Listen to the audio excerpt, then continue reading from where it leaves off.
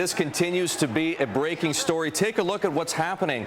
Tear gas is being lobbed by riot police at the protesters. The clash is intensifying. We've seen some black smoke. There's some white smoke on the screen. You can see the protesters scattering.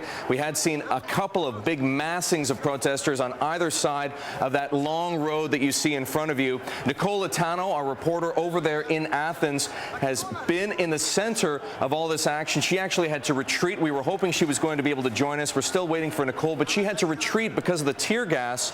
If any of you have ever been in this kind of situation, you know how difficult it is to try and operate, to try and function in any way normally once you've been the subject of a tear gas attack, even if it's only incidental.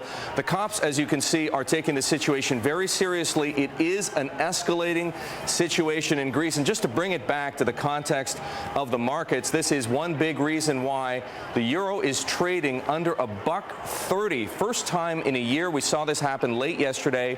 The declines have continued into today. The euro actually touched a low this morning of something in the order of $1.2927. And I'm just getting word that we are being rejoined on the phone by Nicole, perhaps a bit too dangerous to get outside.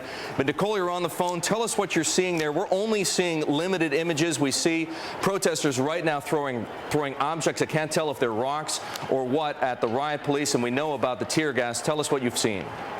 Well, it is absolute pandemonium there in the square. As you said, we did have to retreat inside, but we're 8 stories up.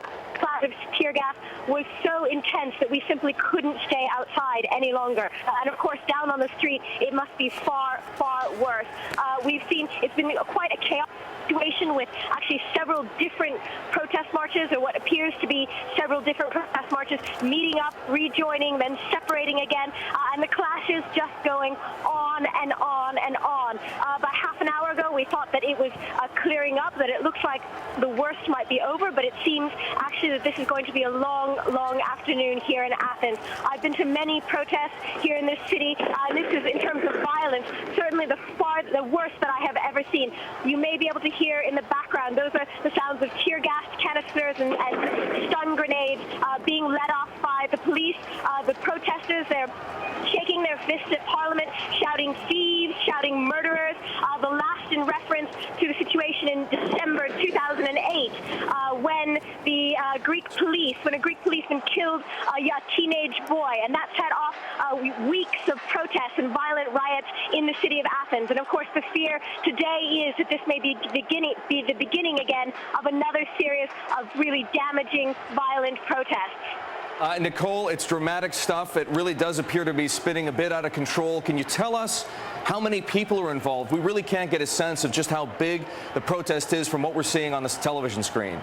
It's very, very difficult to tell because the protests are coming from different directions and, spreading down the street quite a way. So I don't actually have a vantage point of the protest as a whole. Now, the police earlier today were estimating about 25,000 people. If that number is correct, that would be less than unions had hoped. Certainly, they were hoping for 50 or 100,000 people to come out into the streets today. I would say that number is probably a little low, that it is higher than that, but it's very, very difficult to tell at this point. Certainly the degree of violence, though, at this protest will be very worrying to the Greek government.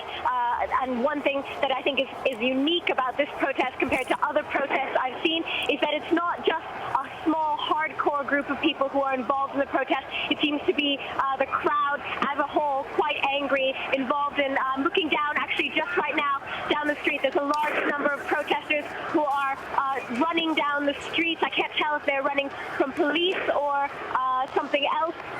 They seem to be attacking some banks and stores along the street.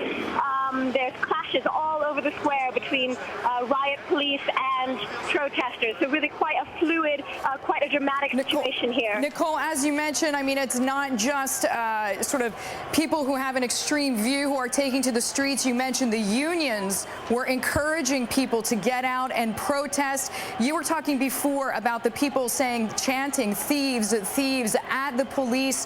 What were some of the signs saying? I mean, what do the people want to show? What's their message? Well, certainly the anger is against the austerity measures, that €30 billion austerity program, which will include pay cuts and tax increases, and that really is the focus today. There's been a lot of anti-European Union signs, a lot of anti-IMF signs, people saying the wealthy should pay, signs saying that it's the bankers who got us into this situation, it's the bankers who should pay, and also, of course, a lot of signs and a lot of chants and slogans targeted against the government.